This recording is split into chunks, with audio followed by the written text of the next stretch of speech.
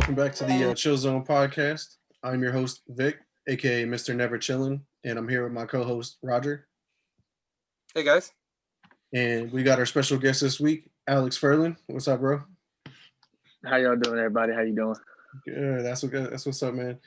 So, Alex, first time on our podcast. Thanks for joining us. So, I just want to go ahead and introduce yourself. Like, what do you do? What do you play? Any fun facts? What's going on? Oh man, it's an honor, man. I'm glad to be home. What I do is I'm in the U.S. Army. I am U.S. Army infantry. I just joined about 6-7 months ago, about June. Just came home for holiday block leave, so it is a blessing and an honor to be on the podcast, man. I appreciate that. What I play, man, I usually play mainly Call of Duty, some NBA 2K. Not really good. I only play my player. Can't play 101. I get my ass busted. Really the most fun fact about me, I'm a volunteer firefighter. I just joined that about 1.5 years before I joined the military. Mm-hmm. Other than that, man, I love doing that. That's really about the best fun fact that I could give you guys and the viewers watching this. Well, thanks for your service. Oh, man, I appreciate it. Roger, how are you, man? What are you playing right now? So I've been playing Cyberpunk. I started streaming some of our Watch Dogs for the review. Since we're gonna move that back, instead of next week doing the review, we'll do it after the new year. I had put that on hold a little bit, but I started playing Watch Dogs. We started getting better in the raid for WoW. We finally downed 2 bosses for our guild, so that's pretty exciting. We're not, ahead of the curve or anything yet, but we're getting there. And then I've also been playing Cyberpunk a bunch on stream, and I gotta be honest, the game every day, you can tell that they're trying to patch it and trying to get ahead of the curve right now, because it's definitely a glitchy and buggy game, but it's an awesome game nonetheless. I love the story. It's definitely one of the best games this year I think I've played. No, yeah, for sure, 100%. We're gonna get in a little bit more Cyberpunk in a little bit here, but me personally, I'm doing good as well. Just been playing Cyberpunk mainly, but I've been playing a little bit more Call of Duty. Me and Alex here actually ran zombies yesterday and completed the Easter egg. That was pretty good. That was pretty cool. And that was fast, man. I feel like I ran through it, but we completed on like round like 27 or something like that. So it was like a casual game, and we still did. Yeah, 100%. Nonetheless, I've been playing 2K as well. I've been playing Pro-Am and rank with the bros and stuff. I just wanted to take a break from playing like single player games since I've just been so into them lately. I need a break. Yeah. I want to just have fun and be competitive. That makes sense. Yeah. Let's get into our gaming topics this week though. Topic 1, we're gonna just go over some gaming news. Some interesting things that's been going on in the industry, starting with the KFC gaming console. Roger, what's your thoughts on this? So, I was working yesterday, and I'm just chilling out, and my friend Lee messages me. I work with my friend, and he's like, "So, Raj, just a heads up, KFC's making a new gaming console." And I was like, "Hold on, wait a minute."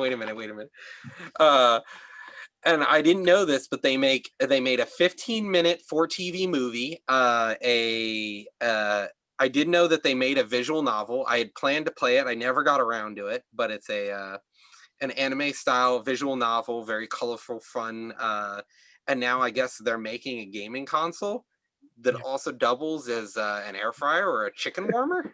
Yeah, it's very interesting. I mean, the console itself it's saying that it's reported that it does 4K, it does 240 hertz, which is more than both of the new next gen consoles that came out, and basically more than most, I guess, graphics cards. I'm not 100% sure on that, but and it also supports ray tracing. But like you said, it also has like a chicken warmer in it, and it's shaped like a bucket. Like, I don't even know what to take of this. Like, I have so many questions and no answers.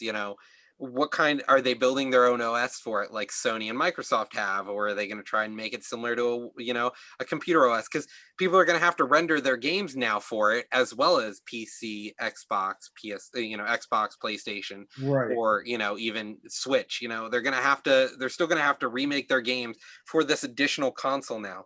How are they going to break into the market? Is it just a meme? Are they literally just doing an early April Fool's prank, something to really drive out 2020. Right, because 2020 has been such a shitty year, and they're just like, It's can we it's make it been great? just 'Cause- such a crazy year to begin with. It's just for it to end with that to me was pretty silly. No, yeah, for So, sure. I mean, KFC's I definitely- always been wanted to be a part of the pop culture, and then they're Yeah. on Twitter and stuff, man. They're just like Wendy's, man. They like to crack jokes and yeah, they do. interact with people, including fans and stuff. I think it's great. Yeah. KFC's been on a roll on Twitter, man. Oh, yeah. I love it. What's your thoughts, Al? Nah, man, I don't really know much on it, man. When I came home about a week ago, my buddy sent me something about KFC making a new console and coming out with all this new innovative stuff to kind of catch up with the time. And to be honest, I read it and I was like, I think the only reason I'd buy it is just because of the chicken warmer.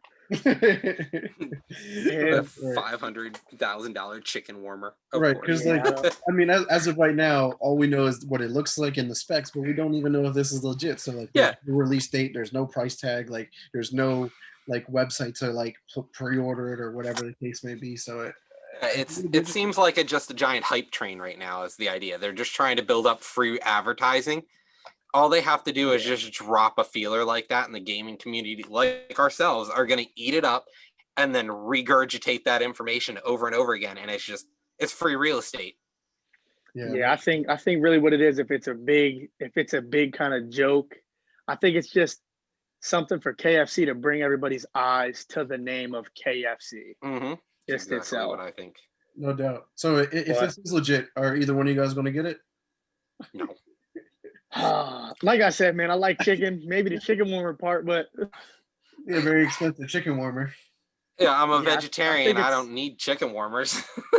I think it might look. I think it's going to be a big ass microwave with a VSR on the top of it.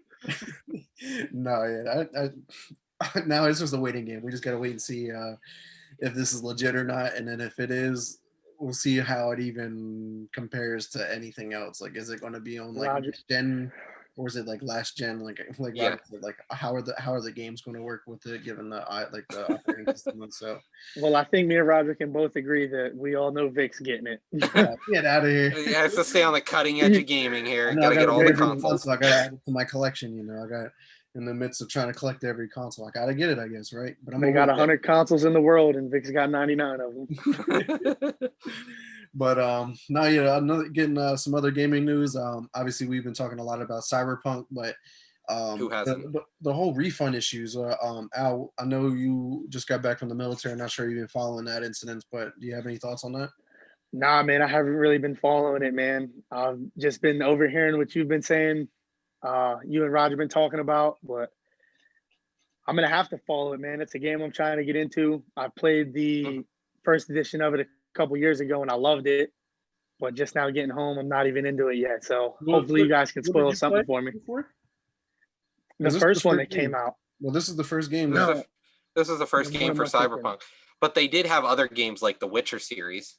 That's probably what I'm thinking of, the Witcher series of it then. Yeah, because this is CD Projekt Red's fourth game now, because they had The Witcher, The Witcher 2, and The Witcher 3.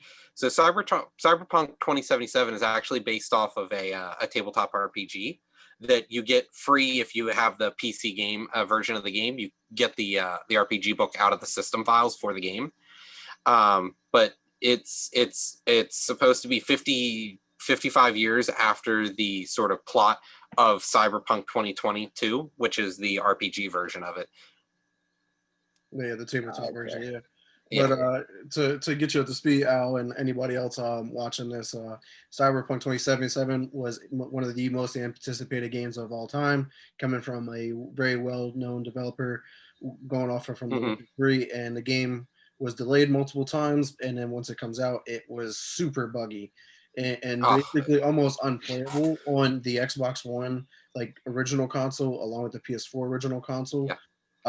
So, and then people, CD Projekt Red was allowing people to get refunds both for the digital copy and the. Well, not only CD Projekt Red, Sony said, "Hey, if you want a refund on the digital store, we'll give you a refund."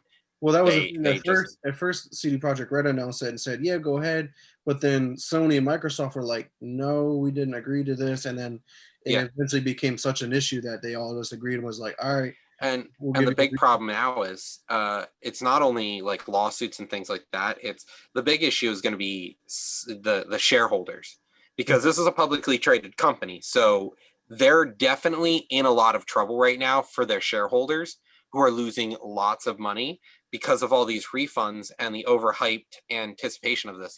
They had full on commercials on the TV. They had billboards. They had, everything they could.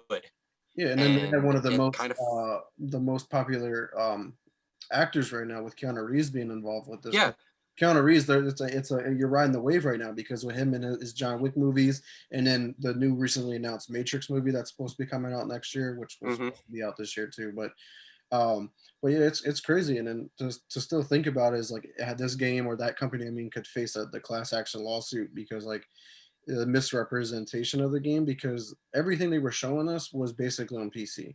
They hmm even the first review units were only done on PC and yeah, not on the original console. So like even like IGN or GameSpot or other sources weren't able to give like a legitimate review to do for their console gamers. right for console Yeah. games, to tell them like this is what you're going to be able to expect.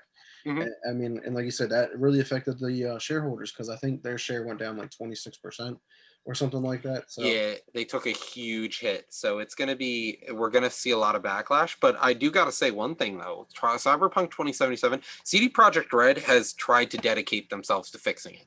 So every day I see small, minute differences. It feels like every few days there's a patch, and the patch, like just recently, my frames are now up in the 60s on PC on high. And like, I don't have a terrible computer by any means, but like, I can run most games at 144 frames, except for this for Cyberpunk. Cyberpunk is really intensive. There's a lot of rendering issues, glitches, things like that. And some consoles, the PS4 was crashing. It literally actually threw up a crash. I've never played a game on PS4 where the game had stopped and said it ran into an issue and essentially crashed out of the game. yeah, and it's crazy. Like I played on the Series X, and I like in my review that we talked about in the last episode, I Mm-hmm. still have yet to have any issues with mine. But Yeah. it's just like it's crazy, like coming from a game that is having so many issues, and I didn't have a single issue. But then I was running Call of Duty when it was first out, and it was literally turning my system off. And Yeah. I was like, that's crazy to think, because like Call of Duty's issues didn't seem like they were as harsh or as bad as Cyberpunk's, but it might have to do with like Call of Duty's released every year, as opposed to Cyberpunk was announced like 7 years ago, and the anticipation for this game was just Yeah. it was overhyped on it, which is I don't want to say it was overhyped, because this game, to me, the game is still great regardless, but I do feel Yeah. bad for those who aren't going to be able to experience it until they do get And the updates together. and like, the more I sit on it, because CD Projekt Red was big on the fact that the game was ready. The game is ready. We're just polishing it. We're just polishing it. Well, we've had almost a year of polishing. Yes, I give them a little slack because we had to deal with COVID-19, working from home, things like that. But nonetheless, it just feels so unpolished. Now, maybe they weren't able to get the tester units into the right hands. Maybe they didn't have, an Xbox One and a PS4 for their people to really test on all the time. Maybe they were only being able to really test on PC. But I do agree that there has been a big flop with this game. Mhm. And there's people on both sides saying, hey, all games are going to have glitches. If you don't have a glitch, there isn't really a game. But on the other hand, there's people going, well, the game is literally unplayable on some consoles. We're in a precarious situation where they develop on PC, and then like they made things like Witcher 2, and Witcher 3. Witcher 2 and 3, I believe, were on console. I may be wrong about Witcher 2, but Witcher 3 was on console and it played perfect. Mhm. Like there were a few issues like where you'd call Roach and Roach wouldn't show up. But like I was just playing Cyberpunk yesterday, and I accidentally hit the call bike button when I was in the top of a skyscraper, and all I hear is explosions in the background. I finish the mission, come to the elevator that I rode up to the floor I was on, and there's the bike just burning in the middle of the floor in like the 27th floor of a skyscraper. First of all, I took the elevator up, and the elevator's still right there. How did the bike get here? There are definitely a lot of buggy issues. Yeah, no doubt. I've had an issue like that too. I don't know if I covered it in the last episode, but when I called my bike and I was on the ground level, I was out in the street actually waiting. I was just calling for it, waiting for it. I was like, "Where is this thing?" And next, I turn around, it's coming out of the nightclub, Mhm. and then, Yeah. and then it got stuck in the Oh the my roped off God. lines, so I couldn't even Yeah. drive it. So I was like, "All right, screw this. I'm gonna call for my car now. Call for my car." I'm like, "Where's my car at?" I turn around, it's in the nightclub, and I'm just like, Yeah. "How does it even end up in there?" Yeah, and I've seen people call their vehicle and it comes flying off of roofs at them, and they're just like, okay. And then it just explodes, costs you money, and then you do it all over again. Yeah, but the thing is, I feel like some of these bugs, man, they just make you crack up and enjoy the Yeah, game even more and sometimes. and at times, like one of the people I watched a review for, Donkey is his name on YouTube, and he did a review of it, and he made some good points. This game is going to be carried by its story. That is what Cyberpunk is. At its heart, the story and the characters are going to carry it. But if you can't get to the story and the characters, like there are side quests that you can't tell whether they're Ubisoft cut and paste side quests or if they're actual genuine side quests. Right. So, Well, yeah. Nonetheless, Al, given that I know you have the OG Xbox One right now, I would just wait. Don't even buy the Oh game no. right now, because until Yeah. it's either updated or you just get a new console in general, don't even bother wasting your time, because No, you're gonna I have. wasn't even gonna get it. But man, sometimes, man, we had a dude in AIT that ordered the book, like the picture book of Cyberpunk. yeah. And we're like, man, let me see And- this book. This book was like this thick. Yeah, and we it's were the just art going book. through it, and I was like, man, this game's probably gonna be crazy dope. And then the first time you play it, it looks like Minecraft, and it's like Yeah. not what the book looked like, but okay. Yeah, and they're playing it on these really high-end computers too. So it's like, they're playing on supercomputers. So it's like, yeah, it's gonna render great.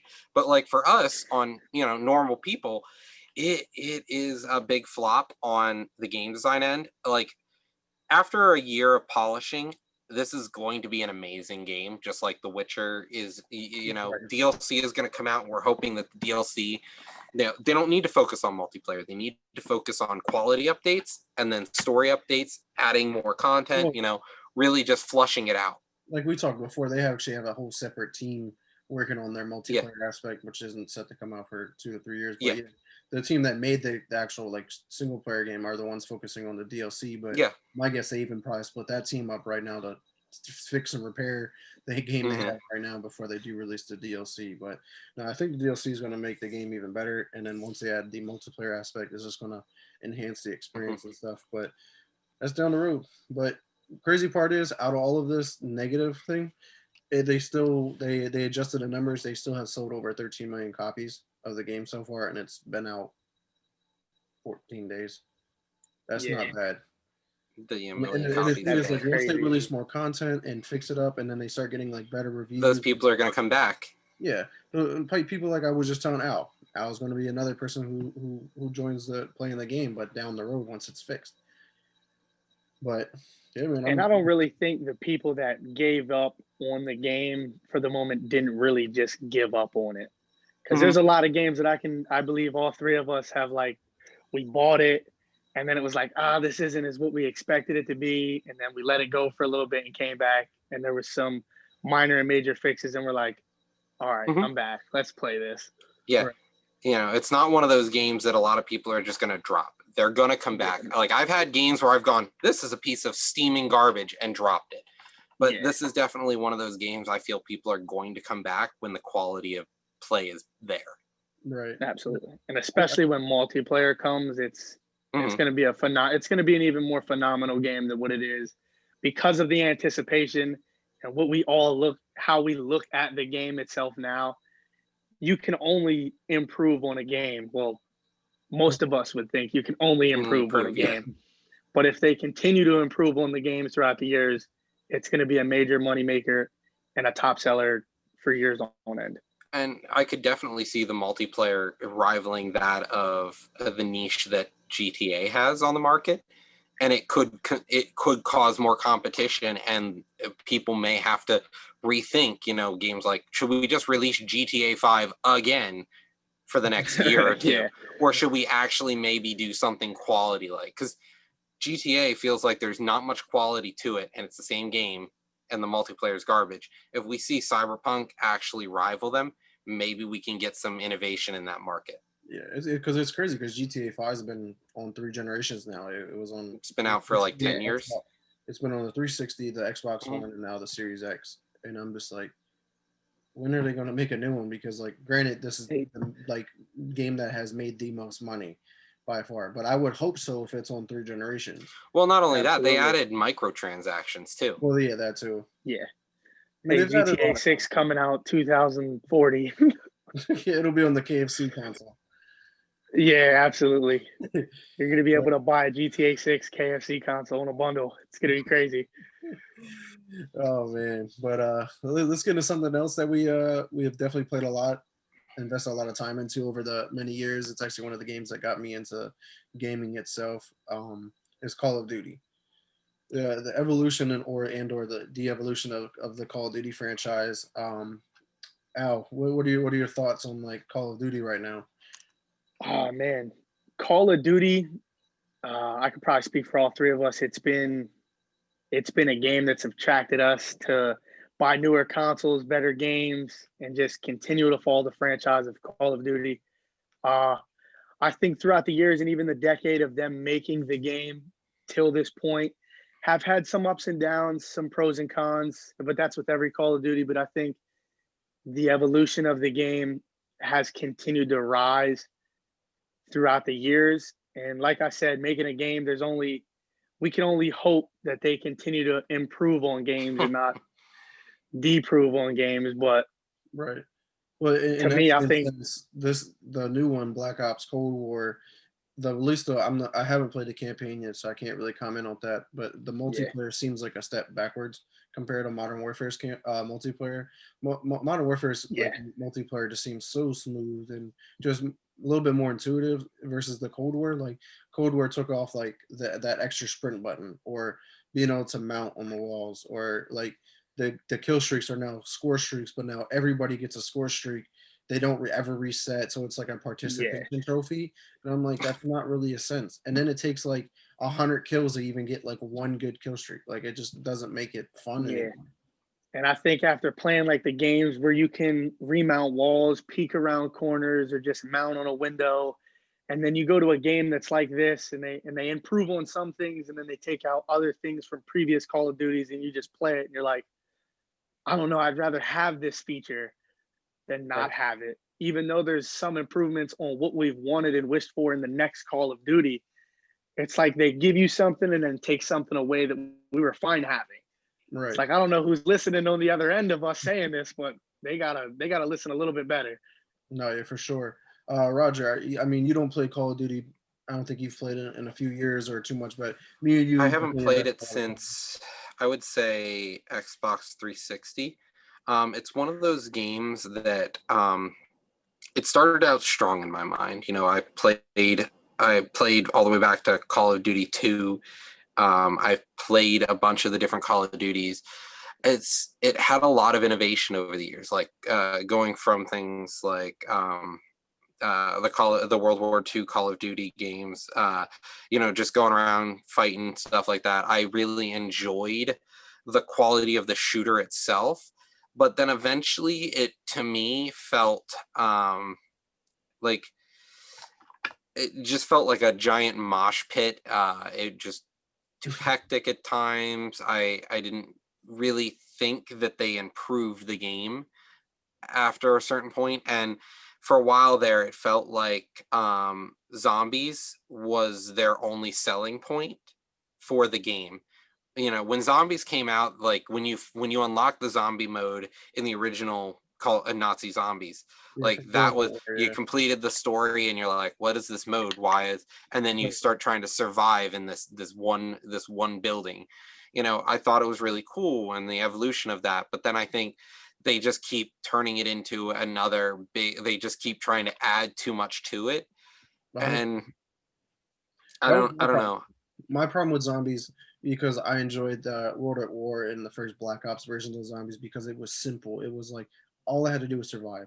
Yeah. And it was just zombies and maybe the Hellhounds, which was cool. Like you're like, all right, cool. I can't wait till a dog round so we can get max ammo or something like that. Yeah. But in the most recent zombies, not Cold War, but Black Ops 3 and 4, I kind of fell out of it because it was too complex. There was just too much stuff you had to do. Building the Yeah. pack, going swimming, killing these new special zombies that are Hmm. acid, like freezing, like all kind of stuff. I mean, Al can talk about this too because he's big into zombies. He's way bigger than me. It's just I'm like a big fan of zombies, and when it came out to the point where I had to pull a Lewis and Clark just to pack a punch my gun, I was like, "Come on, man, we got to do something better than this." Like I remember the original pack-up hunt, when you'd go, what was it, Nazi zombies, you went into the one map and it was right behind you where you spawned and you had to go turn on the, Derize, however you want to say it. Doris. So Doris, it definitely was an interesting gameplay mechanic to just run around the map. You had to unlock the whole map to turn on the machine. I thought that was really cool. But I feel as though the game, they kept trying to, because people really latched onto the Easter eggs and then the story, and I liked that idea, but then they just kept taking it and pushing it up above and beyond, and they just Right. To go on what you're talking about there with the Easter egg, the Easter egg went from like being an Easter egg where if you found it, you found it, that's cool. Yeah. To hey, the Easter egg is now like the forefront of playing zombies. Like everything that you do in the game is for the Easter egg, like building the power, getting the wonder weapon, like upgrading the wonder weapon, like doing all this is Easter egg steps. And it's not it didn't become like an Easter egg anymore. Yeah, they made became Easter a story eggs. mode. Yeah, they made Easter eggs like you had to do the Easter egg to survive at a certain level. I feel as though that's how they made it seem. It became a survival story mode instead. Absolutely. Where after a certain level in the older Call of Duties and zombies, you were like, dude, we could go to round 100 and it'd just be the surviving that made it hard.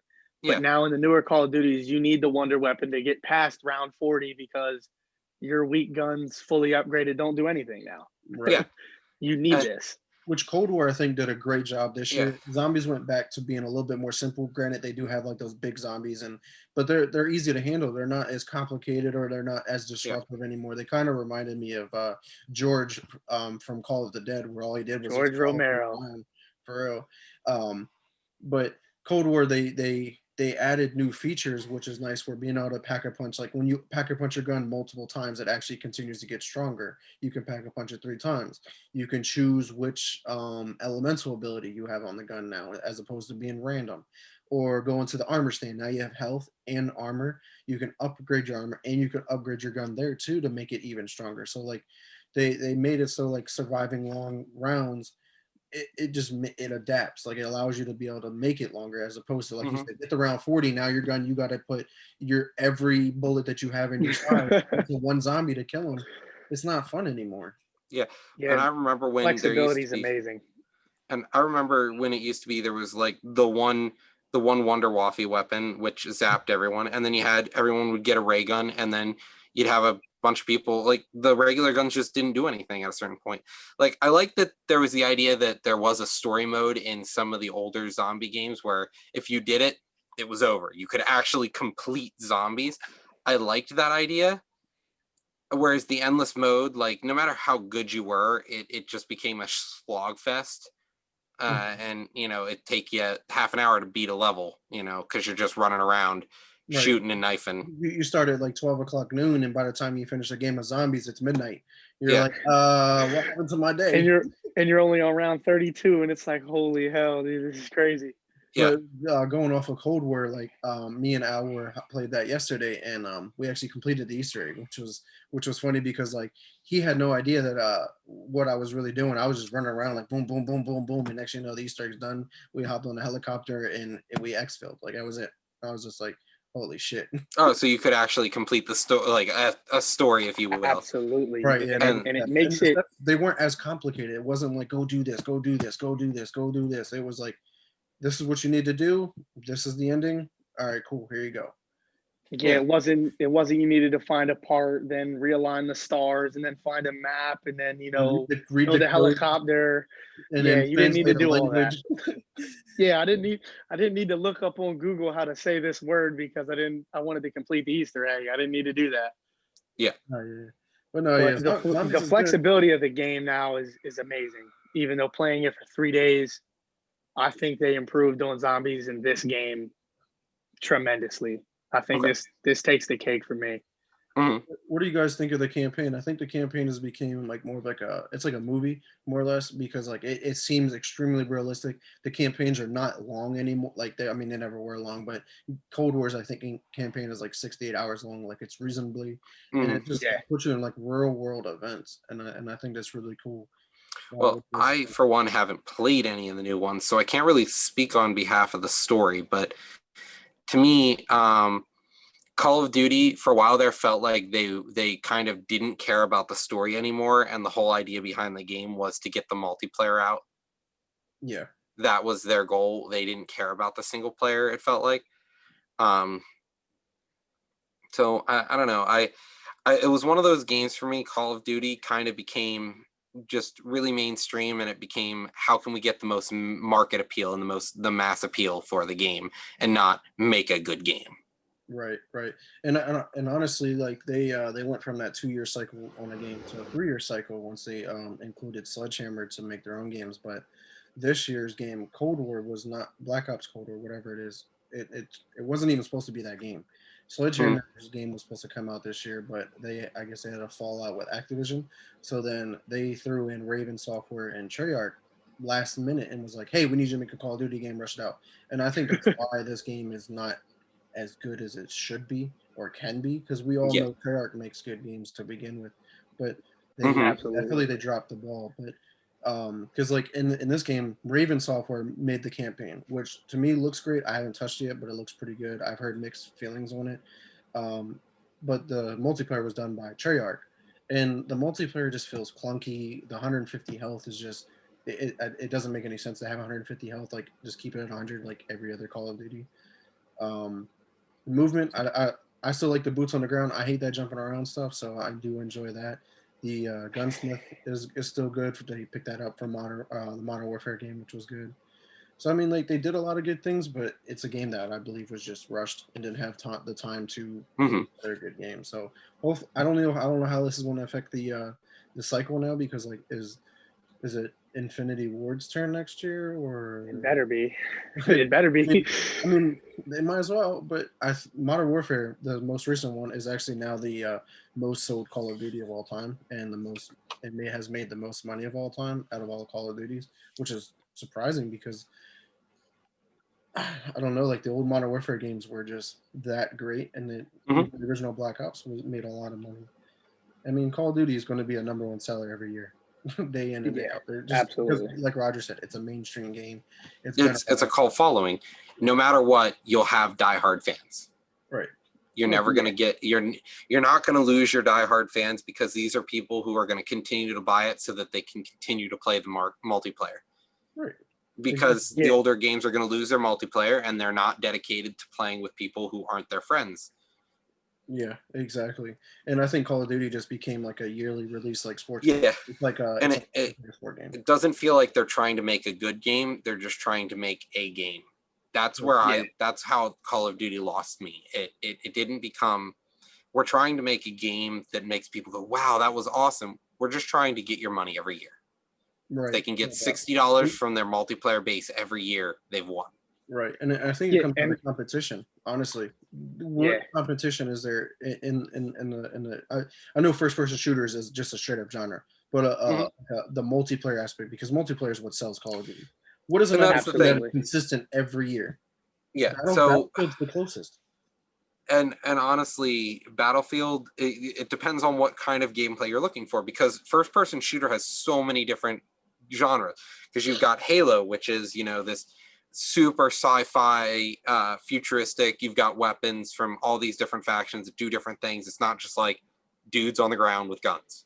You've got tanks, you got all this stuff. Then you got Battlefield, which is supposed to be a literal battlefield, a battlefield rendering of a game. It's you're attacking or defending. It's a huge open world map, and it's all about vehicles and snipers and actually having a well-balanced team.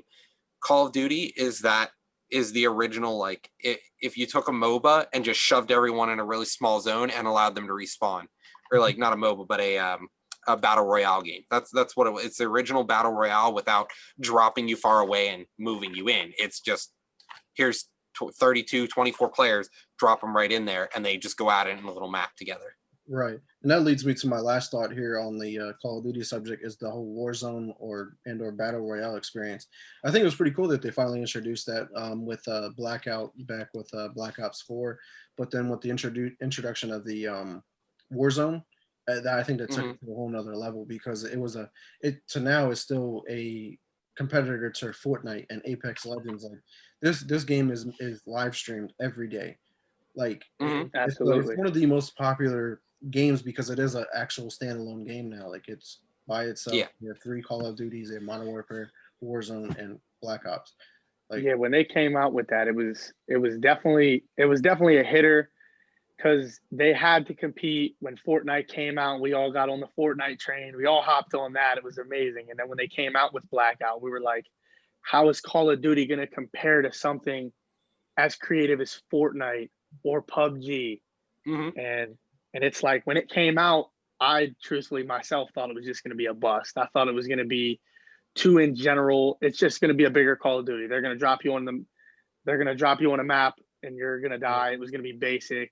And like we were just talking about how like Call of Duty, they got these small maps, it's constant, like fire, like fast paced. And then Battlefield was that one that had the big map, slower combat. And then so for Call of Duty to make that transition to such a big map, you got to land, you got to go find your guns, build up your arsenal. It had like a slower aspect, but Call of Duty's touch of being such a fast paced game made the battle royale genre had that fast paced feeling as well, as opposed to like PUBG. PUBG, you could probably take 20 minutes in the game before you even see an enemy. Yeah, easily. Absolutely. So I mean, yeah, I agree. I think the Warzone or just the battle royale experience in Call of Duty was pretty cool. I can't wait to see what they do because with the whole Cold War coming out, they came out with like a new small map, Rebirth Island. To me, it's not that good. And then Warzone, the Verdansk map didn't have that many changes. So hopefully we see like a massive event, kind of like a Fortnite style live event, I guess. I hope that we'll get to see something like that in the Call of Duty. Because Warzone, maybe we'll see Travis Scott. Right. Because like with Warzone is actually the platform where they're bridging the 2 universes. So like Modern Warfare and Black Ops games now will live in the same universe. Like each characters will intertwine in different stories, which is pretty cool. And Warzone's going to help bridge that a lot. But yeah, man, Call of Duty is a great game. I hope it gets better. I think it needs updates, but it's a wait and see. I'm going to continue to buy it. I'm a diehard fan. So nothing wrong with that. You know, you like what you like.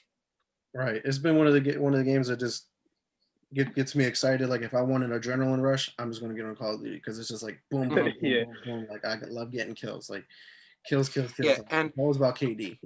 Yeah, and like for me, as coming from a different angle, I'm moving away from Call of Duty because I didn't really care about kills.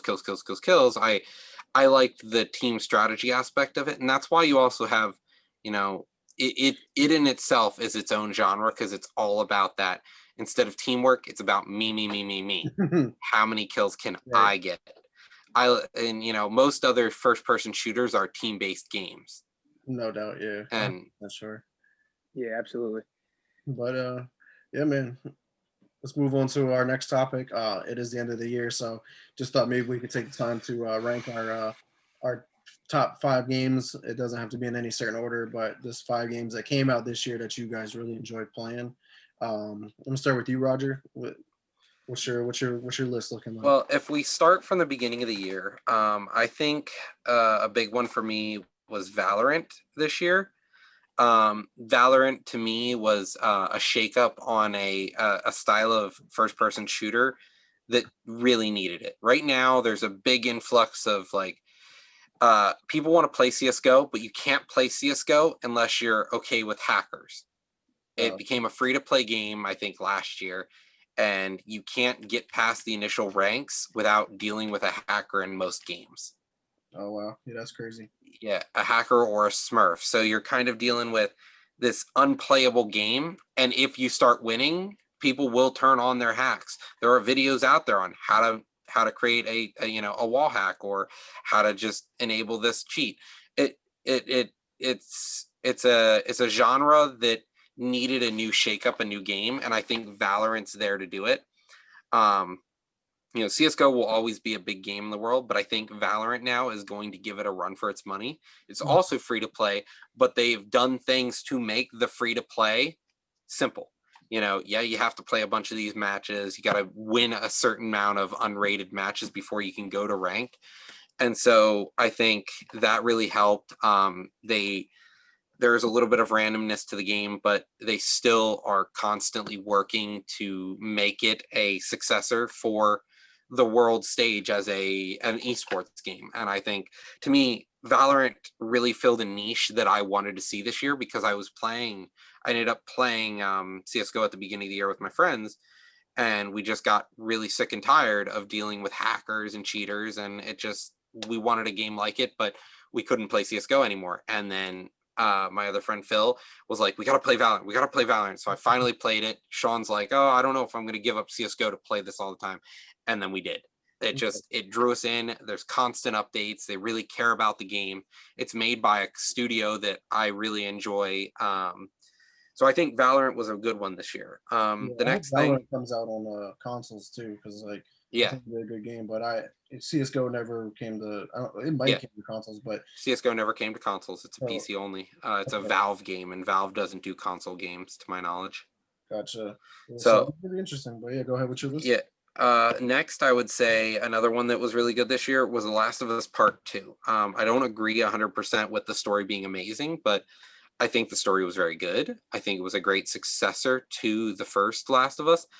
But at times I felt as though they did things with the game that made it feel like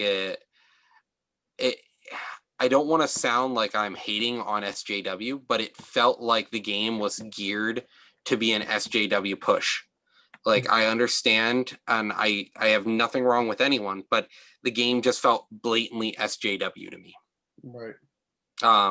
And I didn't like what they did with the main character. Yeah, it bred some hatred in the player, and it really drove you as a driving force. So I really enjoyed the premise, but some of the character interactions felt a little forced. I didn't like some of the way the game turned out. The ending I didn't really care much for. But altogether, the game was fluid. It was well designed. The combat was fun. I liked the sort of open worldness to it. It didn't feel like it was overly open world, but you had hundreds of options to deal with every scenario. Mm-hmm. And if you played with higher difficulties, it felt like a survival game, a survival story game. And don't get me wrong, I didn't want to put the game down, but I was a little disappointed in the story in the end. No doubt. And The Last of Us, they're coming out their TV series too, so that's cool. And how that goes. I don't know if I'll even watch it. I honestly, with the way they did the Last of Us 2 story, I didn't really care much for it. I did feel like I wanted to keep playing it no matter what, but I still was a little rough around the edges, in my opinion. Another one that came out this year, Final Fantasy VII. That was primo. That was really well done. I thought the game was a little short, but then I realized the reason why. It was only a part of the story. They're going to make multiple parts to the Final Fantasy VII remake, so that the game, they can really delve into the game itself. Like, you saw characters yet to come who are going to expand your repertoire of things you can do. I liked how the combat system worked. I liked the customizations. The game felt good. No, I don't feel as though there's much replayability in it, but the story didn't feel too short to me. I enjoyed it. I kept playing it. Maybe I just played it a lot. Maybe I think I put over 20 hours into it. But I really enjoyed the game as a whole. It was awesome, and it really was a throwback to better Final Fantasy, in my opinion. Because some of the newer Final Fantasies are kind of blasé. There's nothing to them. Right. And the last two games are going to be Cyberpunk 2077 and World of Warcraft Shadowlands for me. I think Shadowlands is a huge, huge rework of World of Warcraft for me. They fixed so many things. They unpruned it to make it less beginner friendly, but to really appeal to the diehard audience that for many has been around since vanilla. They did a really good job with the story. Even though they're retconning story of previous games, the story itself, like, I find myself gasping like, oh my God, that's awesome. You know, just these small little details they throw in, from a dialogue that happens in a dungeon that you just builds an entire storyline with just one sentence of dialogue. That was cool to me. Or the fact that when you hit a certain point, there was nothing you were going to know this was happening. But as soon as you did something, you got a cinematic out of nowhere, and it just filled in more plot and story. It feels like they care about their story once again. And it's not just Horde bad, Alliance good. Now let's talk about Moral Gray, how both sides are bad. Right. No, that's pretty cool. And Cyberpunk, to me, is a refresh on a type of genre that I really needed. Cyberpunk is that first-person story game that just, I can feel myself in there. I can make choices. It draws me back to, like, you know, Fallout 3 or one of the Elder Scroll games. It is a great successor to those, and it feels good. It's just a little buggy, and, you know, honestly, I'll stick around with it. I'll probably replay it after an update or two. I'm still going to continue to play my playthrough of it no matter what. I want to know how it ends, and I know there are different endings, because what's crazy is there are different endings. Mm-hmm. And one of the endings that I saw somebody get, only 1% of the people who played the game on Steam have that ending. And it's like, you know, how good was that ending? What are all the different endings? I really want to see where it goes. So I'm glad that there are different endings as well, because some games lately seem to cornhole you into, this is the story. You know, your choices don't matter, but we'll give you choices anyway. Right, you're right, no doubt. Yeah, Cyberpunk's a great game. I can't wait to see what my endings like and replay it and see what other endings I can come up with.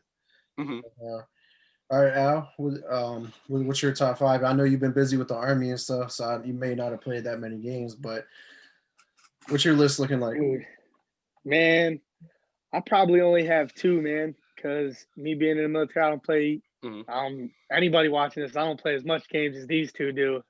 Not the crazy genres like they do, especially Roger. Roger's got, I don't know, man. He's into some many games, but Call of Duty, man, Cold War coming out will probably be my top one. It'll probably always be my top one, other than the last couple Call of Duties. They were horrible to me. But I love just the new and refurbished way they did Call of Duty. The multiplayer has some things like we were talking about earlier they need to improve on. I think they tried to step up too much on certain aspects, and they took too much out of other things to refill a hole that they were trying to refill in from other Call of Duties. But the way they improved on zombies this year, I didn't play the campaign much. I'm only about like 2 hours into that. Mm-hmm. But the way they improved on Call of Duty Zombies this year, absolutely amazing, with all of the new interest they put into it, and the way they just did around the whole story of zombies this year was a really good fight on that.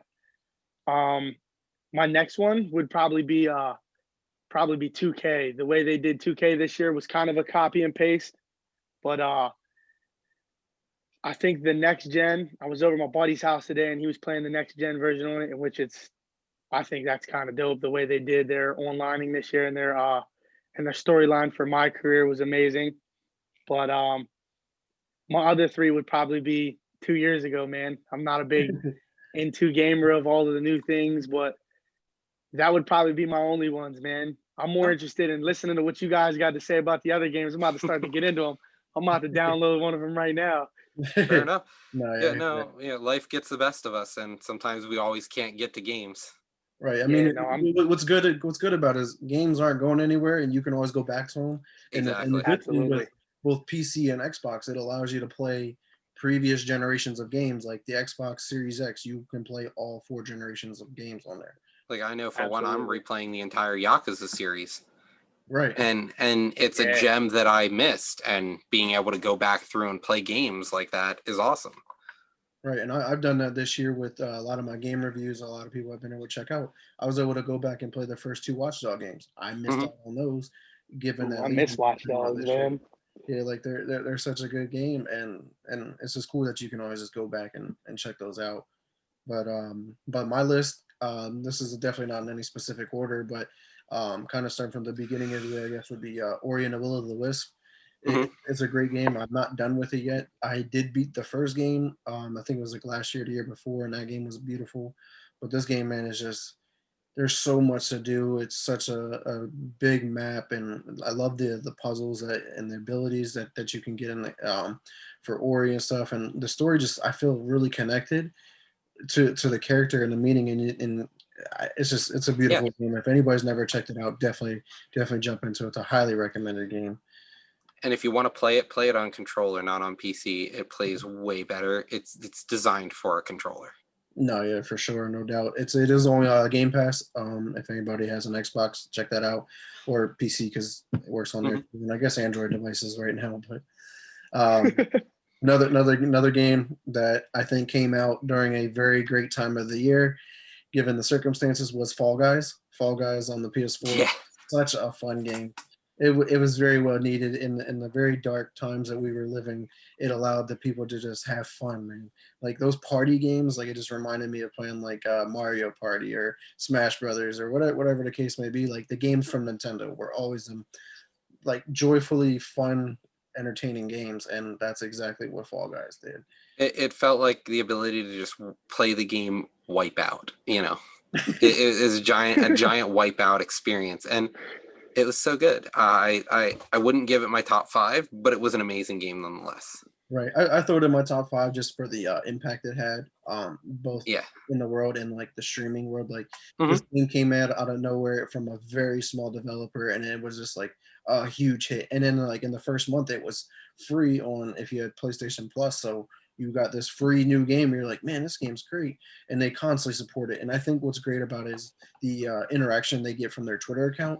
Bro, they have like an interaction with like every company, and then they had that contest of like who can create the best costume and stuff like that. And then they've been adding them into the game. Like they have Sonic, they have got Godzilla. I think they added like a bunch of different other franchises into it. So it'll be pretty cool to see what they do. I think they're about to move on to season 3. They just did, or they just started season 3. It's the winter one. It started last week. Yeah. Okay. So it's a games of service. They're releasing updates all the time. They're adding new content. They have like a battle pass. And the adrenaline you get too, because like trying to get your first crown. One of the biggest things that happened this year was Tim the Tapman or whatever, the one big streamer. Tim the Tollman. No, Tim the Tapman, I think. And he could not win. He could not get his crown. And everybody in the streaming community were rooting for him, or there were stream snipers trying to like mess it up so he couldn't win and stuff like that.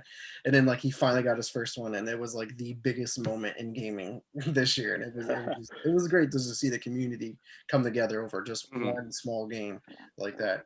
But another game on my list is give it out to one of my biggest franchises is Star Wars Squadrons. I've never been a pilot simulator kind of gamer, but Squadrons I think did a really great job of capturing the feel of actually piloting those ships that we got to see in all those movies and TV series. If it was any better for VR for multiplayer, it would have been in my top 5, and I probably wouldn't have stopped playing it. But the multiplayer aspect is it's pretty laggy on VR. It was kind of a sad moment for me, but it was again a great game. The controls are great, and it's supposed to be just a one-off release, and they're done. But they slowly seem to be adding things to it, and hopefully it'll evolve. It has so much potential. Right, which I've seen they added those 2 new ships and then that one new map to play on, and they said that those are going to be the only like content that's supposed to be added to it. But when the game first came out, they said that there wasn't any content added to it. And granted, when the game first came out, it was like a $40 purchase. It was a smaller game, and I think it was like more of like a test run because Star Wars games from EA, since they got the licensing partnership, hasn't been that great. Battlefield's awful, but then the last are Jedi Fallen. But don't you have a sense of accomplishment? Right. But didn't you get a sense of accomplishment from playing Battlefield? Because that's what they wanted you to have. No.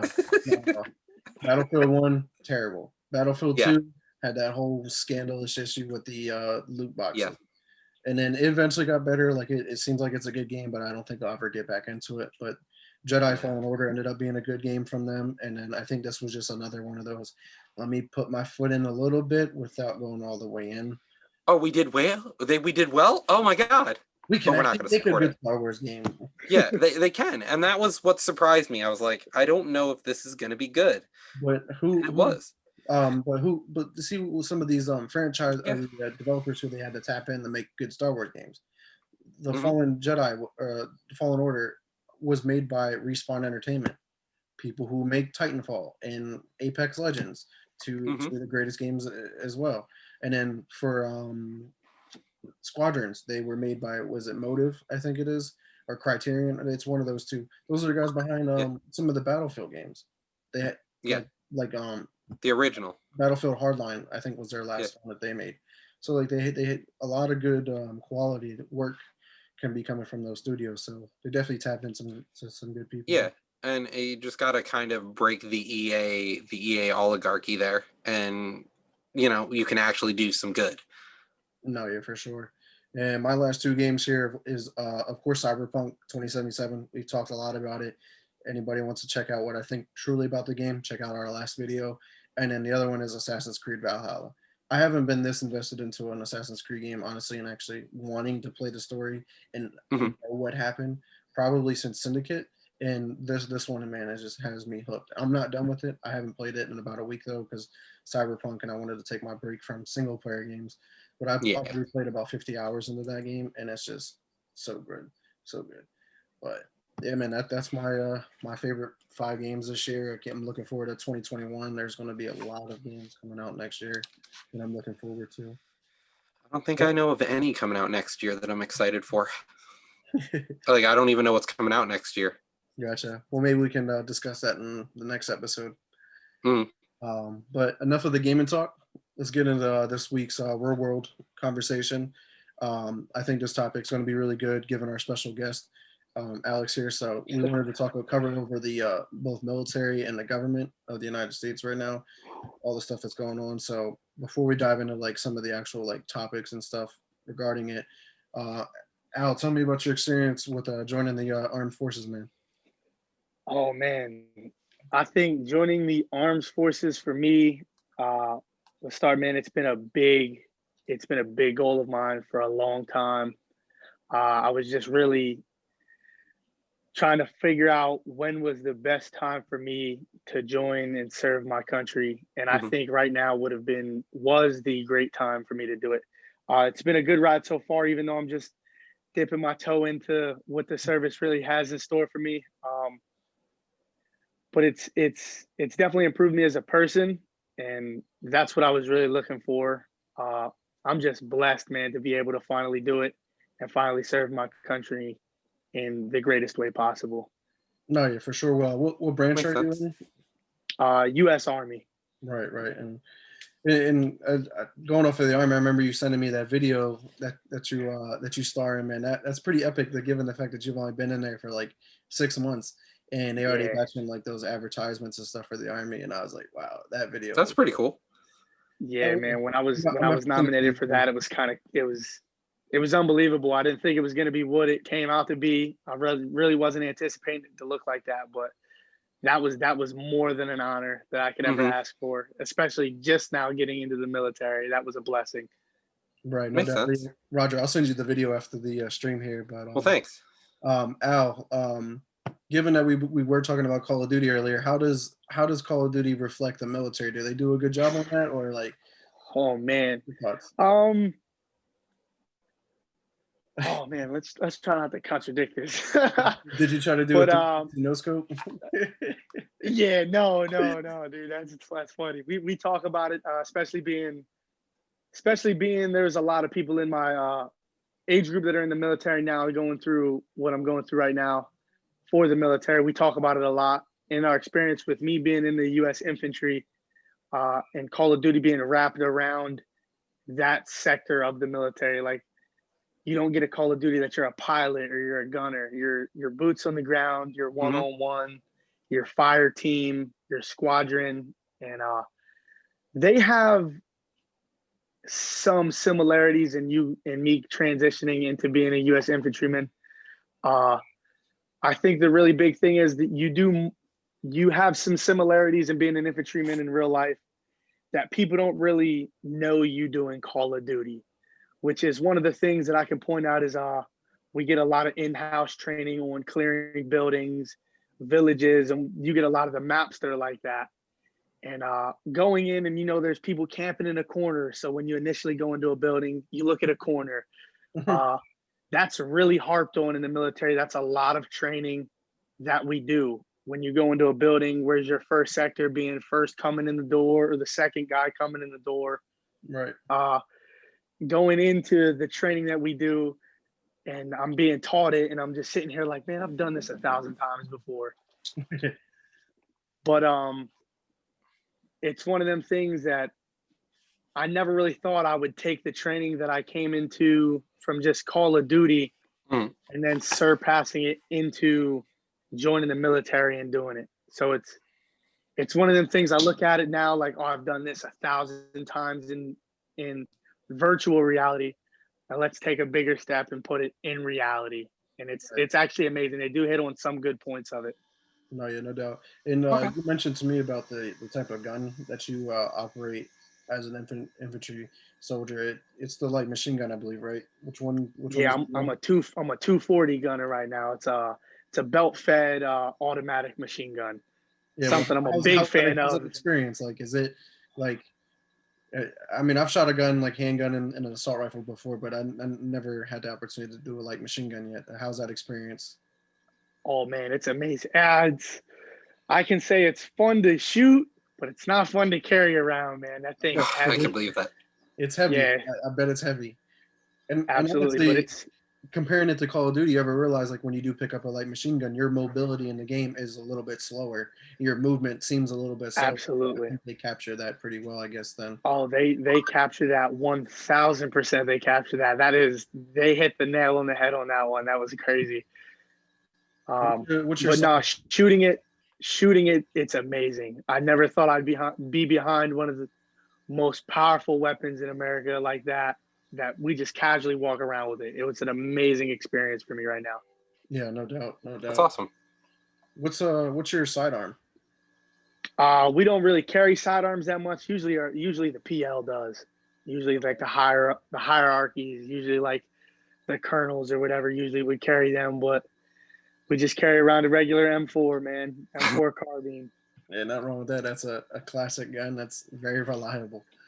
Absolutely. But, would you recommend others to join the military if they could? Absolutely, man. I know joining the military, people think it's going over to other countries and killing people, man. It's when everybody thinks of the military, it's shooting, getting shot at, this, that, and the third.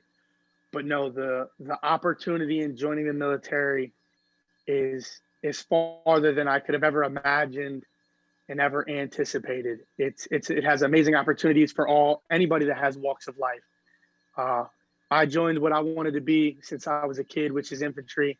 But I've met so many people that are in intelligence and security, human resources, science. There's just a broad category of what you could do in the military for anybody in the world.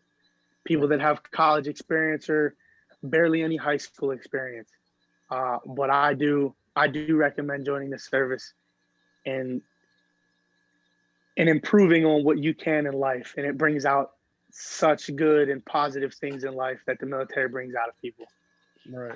Yeah, that's good to know because like a lot of people always like they think they got to go to college, they got to go to do this or do that. And I don't want to say everybody forgets, but military is another option for people to go. Like absolutely, there's a lot of benefits behind joining the military, for sure. Absolutely. How long do you plan on staying in there for?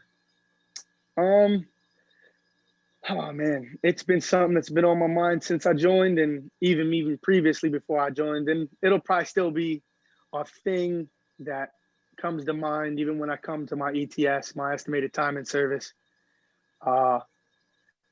I wanted to do my first contract, and like I said earlier in the cast, I was a volunteer firefighter. I still am till this day, and that might be something I want to continue as a career after the military, or in the military. I could continue with that career, but that's probably something that I probably couldn't give you at the moment.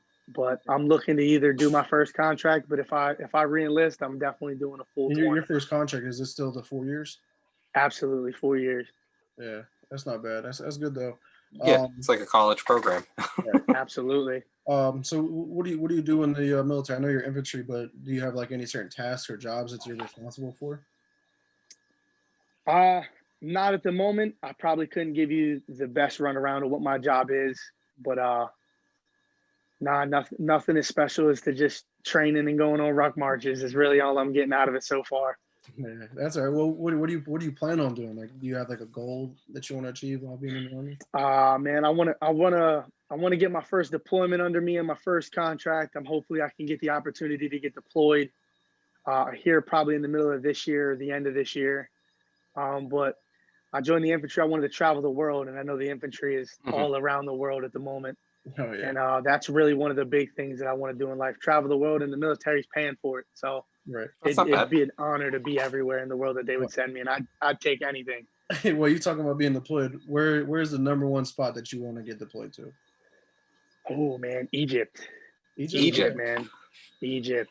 Yeah, Why I'm Egypt? not in the military, but I do want to visit Egypt. I want to explore that Oh, history. dude, Stuff Egypt. like that. Everybody hears like Afghanistan, Syria, Iraq. There's a lot of good places in that broad side of the world. There's a lot of amazing places you can see in them three.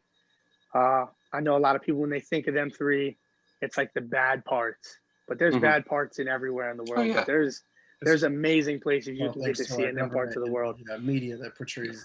You know, Yeah, like I've been to Spain, I've been to Barcelona, and even in Barcelona, there were swastikas painted on walls. There are yeah, bad parts of everywhere you go in the world. everywhere in the world. So it doesn't matter where you are. Absolutely. But no, there's amazing places everywhere, and I just hope the military is going to send me there so I can experience it and bring back the information to persuade people if they have a negative outlook on a certain place. Maybe I can give them positive Hmm. outlook to rechange that and make other people want to visit them places. I think that's the biggest issue we face in America is just being too close-minded about other cultures nowadays. No doubt. Like, Yeah, you know, I, absolutely. when this whole coronavirus thing is over and it's safe to really travel so that the death tolls really drop, I want to be able to go out and travel again. I planned on actually visiting a Spanish island off the coast of Africa this year or this upcoming year in 2021, but at this point we're not going to be able to do something like that. And Yeah, the I world's temporarily closed right now. yeah, It's and horrible. you know Yeah, so it's funny because the aliens probably fly by and goes, "Oh nope, it's temporarily out of service," like the shake machine at McDonald's. Yeah, the open light on the front of the Earth is just not blinking right now. They unplugged it for a little bit. Right, right. But no, yeah, yeah. Thanks, Al, for giving your insight on the military and your thoughts and whatnot. It's pretty cool to see that insight from your perspective, since I've known you for such a long time, and going there with that energy and leaving with a lot of new perspectives and experience is Mhm. pretty cool. And I'm definitely looking forward to seeing how your career evolves and whatnot. But another aspect, Absolutely, man. I appreciate it. most definitely, man. Another aspect that I wanted to go over was the new bill that's in conversation right now. It's still being worked on, I guess. But Roger, what are your thoughts on the new bills that were being passed? Oh, which ones? Because we just had the new relief bill that just got signed off on, I think, Thursday, Yeah, or we can. not Thursday, on Yeah, Tuesday, Monday or Tuesday. yeah, we can talk So, about that one. so that bill alone is like 900 pages thick. And it's not even really relief for the United States citizens. I think it's like Wasn't that the one like $600. 5,000 pages? Huh? Isn't that one 5,000 I pages? thought it was 900 from what I heard, but the bill is huge compared to the last relief bill. People are getting less money, and more money is going to like worldwide programs than actual American citizens. Mm-hmm. Yeah, Like there's like supposedly a $15 million grant going to a huh Pakistan for yeah democracy yeah program. yeah, Pakistan's democracy program and then gender education program or something like that. Yeah, there's And $10 it's yeah, like, million going for a gender something program there too. yeah, and it's Pakistan is, I believe, a Muslim country, so and Muslims are a little more strict than Christians are on the idea of gender and things of that nature. So I think there's a lot of gray area in this bill, and to be honest, I don't think it should get passed. I really hope that it gets looked at again, because it's giving U.S. citizens like $600 each kind of thing, and it has more money going outside the U.S. it seems than inside the U.S. So there's a lot to it, and I think there might be a lot of hidden things in there that the American people don't know about. Mhm. And to read all that is a huge deal. Like it's a lot to read. Right. You know, War and Peace would be a lighter read. Yeah, definitely. What's your thoughts, Al?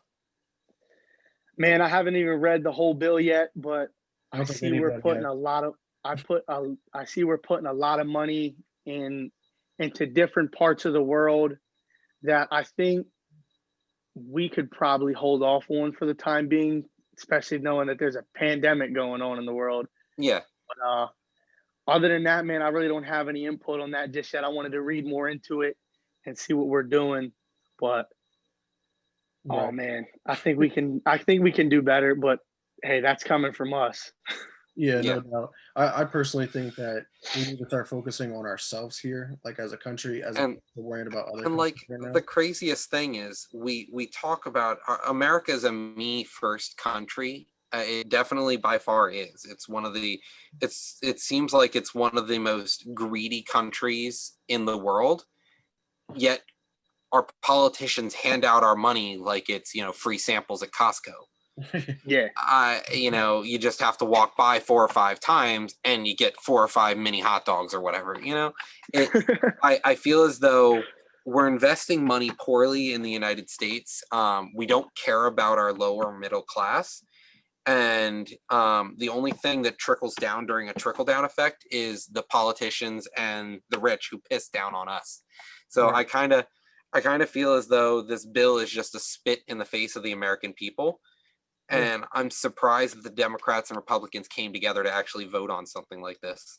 Yeah, no doubt. You know, And it just seems my like thinking there's behind this is you just brought up the point that they're giving $600 to every citizen, right? And I can probably talk for all three of us here is we're okay. We're not really struggling. So $600, yeah, it's cool. It's more money in my pocket. But there's families and people who are struggling to even yeah, live, and $600 isn't going to do anything for anything. people. Exactly. And the fact that Yeah. these politicians argued for like 6 months or however long it's been to finally come up with this bill, and they were making hundreds of thousands of dollars. If not Look, Yeah. millions of well, look dollars. at Mitch McConnell, for example. He is one of the richest people in his states. It just goes to show you, all you have to do is get into a political power and rape and pillage your own state, and they'll love you for some reason because of the affiliation of your party.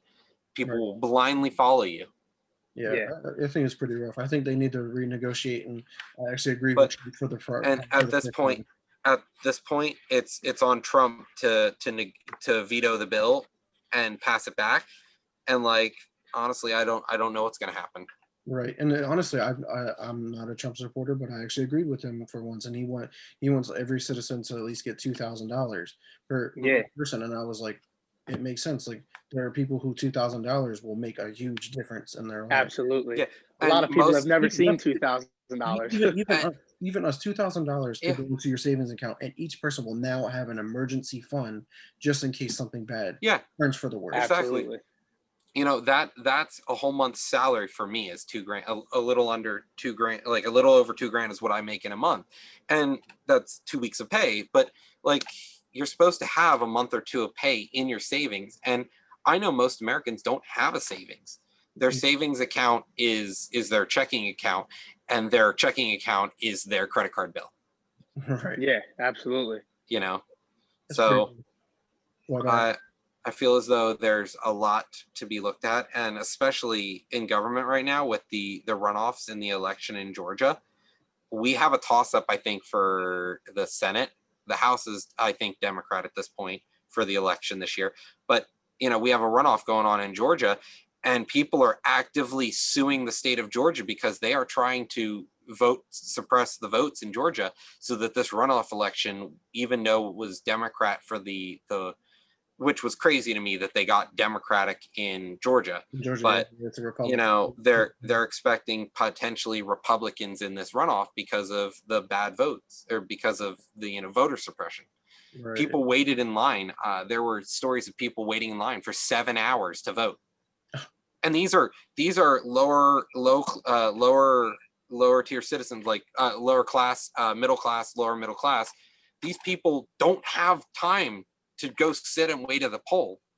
Right. You know, some of them had to take off with no pay from their job. And if you're in a lower class district, you're going to have a less likely chance for getting in and out. Some people talked about how there were only 2 polling machines for thousands of people. Yeah, it's That's a crazy. to be updated. So, but what's the other bill that we talked about the music industry trying to get their bill passed, and I did not follow up with the bill itself, but it was something out there to, it came so quickly. I don't even know where it stands at this point because I haven't seen any news following up on it. Because honestly, like the bill came in, it's going to go out as quietly as possible so that they can just start grabbing people with it. Yeah, it's crazy. Al, I don't know if you're familiar, but we talked about on our last podcast about like if you're streaming, like playing the game on Twitch or something like that, and you have music in the background, or even some games like Cyberpunk, it has music in there that's copyrighted, and you get caught playing it, you can go to jail for playing music on your stream. Like not even fines or nothing, you go straight to jail. You'll get fined and go to jail. Well, okay, yeah, there you go. You'll collect fine and go to jail. Holy crap. So yeah, no, it's the music industry's overreach because we can see it in the days of Napster, for example, how tooth and nail they fought, and like people like the Metallica, for example, these overly rich, pretentious dudes, their music gets pirated a few thousand times, and they're like, oh, these people need to go to jail. You need to fine them all this money, So I think we're in a rough spot where the music industry, the technology is eclipsing how quickly they can keep up with it. And they're upset that they're not making, money on every single listen, every single view of a song. Right. It's crazy. And then the other part with the whole streaming thing I saw was like the streaming like sites and stuff like that. People who are actually doing stuff illegally. Like I use a website called crackstreams.com, and that's where I watch like every sporting event, pay-per-view or not. Like I watch stuff for free on this site, like including like UFC or boxing and stuff. And it's just like those sites are now going to get like in some serious trouble for doing well, that. And the follow-up to that is it is illegal, and don't get me wrong, pirating content is pirating content. But at the same time, when you sell your license to somebody like a game designer to let them play your song in this game, you know what? It's free advertising. Not even free. You get paid to allow your song to be advertised in a game. It's the same idea that if you see a McDonald's logo inside a video game, that's free real estate. That's free advertising in the digital space. Why don't they do things like that in my mind? Yeah. Oh no, it brings more attention in a video game. It brings more attention to different music, different logos. And people are so butthurt about it.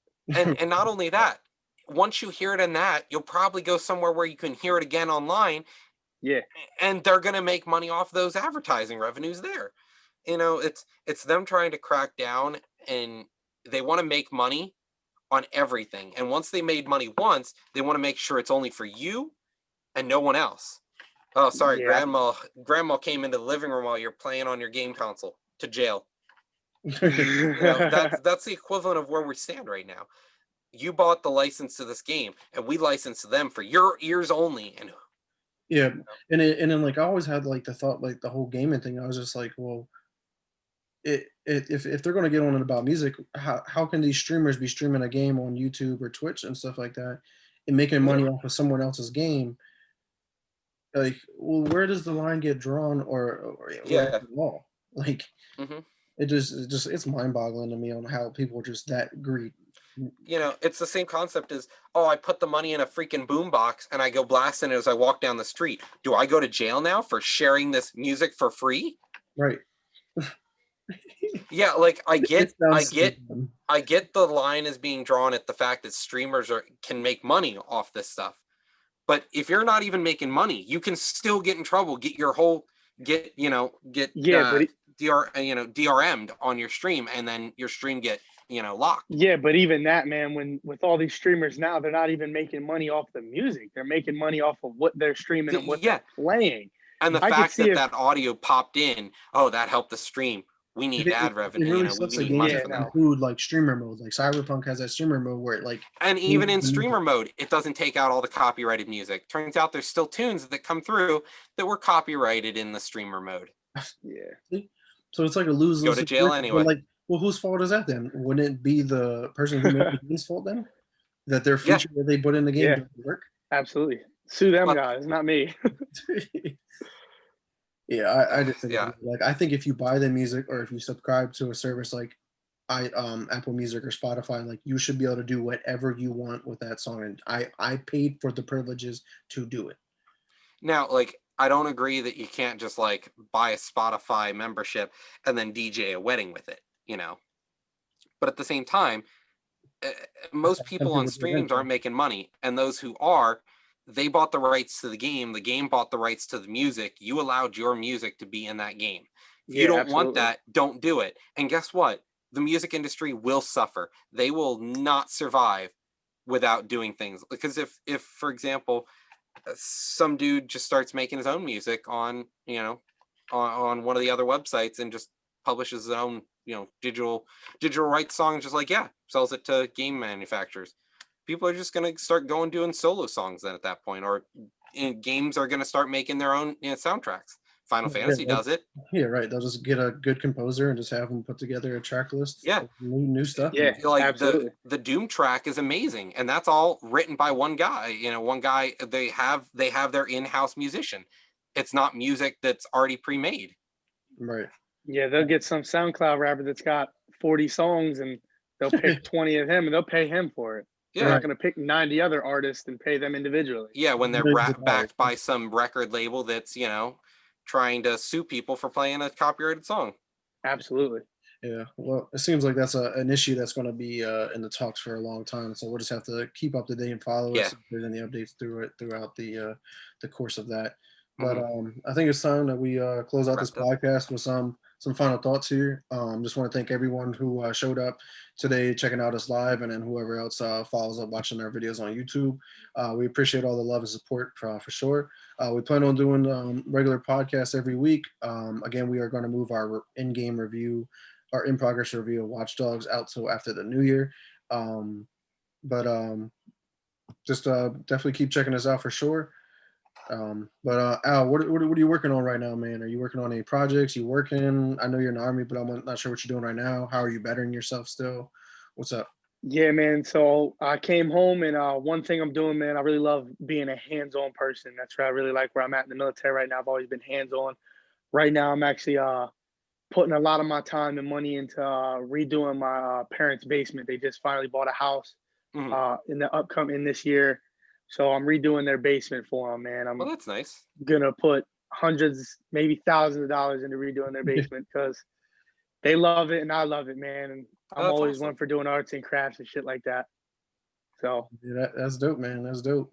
Where can we find you at, like social media wise, or anything you want to give a shout out? oh man, you could find me on Instagram, man, at Alex the Lion, man. ALEXTHALIONN _ man. You Okay. definitely can find me on that. What about Xbox? Because I know you game too, man. Oh yeah, man. FF Squeeze, man. 2 capital F's follow the space, capital SQUEEZE. That's it. FF Squeeze, man. Firefighter Squeeze. Absolutely. But what about you, Roger? You working on anything right now? Are you bettering yourself at all? I'm not doing anything at home really. We got some outside contracting work getting done. Not really doing, I can't do the electrical work myself on the house, so it's not certified. But nothing really going on at home. Ended up getting some more Warhammer stuff. Might work on that sometime here soon. Take a break from all the video games all the time. No, yeah, for sure. Where can we find you at? Same place as always. Lunatic_Oblivion. That's an Oblivion with an A. And that's on twitch.tv. That's Twitch. That's my Twitch, Steam. Most of my stuff is on that. That's good. Myself, I just been, like I said, been playing the games. I'm gonna try and work on these game reviews once I beat the games. Mhm. But, I mean, it's holidays, man. It's a holiday, so it's been hard trying to get everything playing and then working and stuff like that and hang out with family. But Check it out at Twitter at Mr. Never Chillin _ and also on Xbox at X Never Space Chillin. So it's pretty easy there. But yeah, man, just want to give a big shout out and thanks to Alex Ferlin for joining us on this week's podcast and also for serving in the Army. We definitely greatly appreciate that. We look forward to getting you back on the show. We can definitely dive into some more topics, man. Absolutely, man. I appreciate it, man. It's an honor to be here, especially me being back home, fresh from where I'm at in the world right now. Man, I appreciate it, man. I hope I can be back more. No, yeah, for sure. Even when you deployed or something, man, we can get you and a couple of your friends Absolutely, overseas man. if you're in Egypt, man. Maybe you can stream right outside the Great Pyramids or something. Absolutely, man. Maybe we can get you in on like a PUBG game, man. We can take a couple buildings together. I'll show you how we do it in real life. Oh yeah, no doubt, and that would be fun. But yeah, everybody else be on the lookout for some new content I'll be putting together over the next few weeks. I do have some ideas in the works of doing some crossover episodes with some other podcasting crews, so definitely be on the lookout for that. And of course, make sure you like and subscribe to our YouTube channel. Share our videos as much as possible. We do like to continue to grow this community because we just love connecting with people, man. And if anybody wants to join in on the live streams, man, we love to interact with you as well. But until next time, peace. Peace.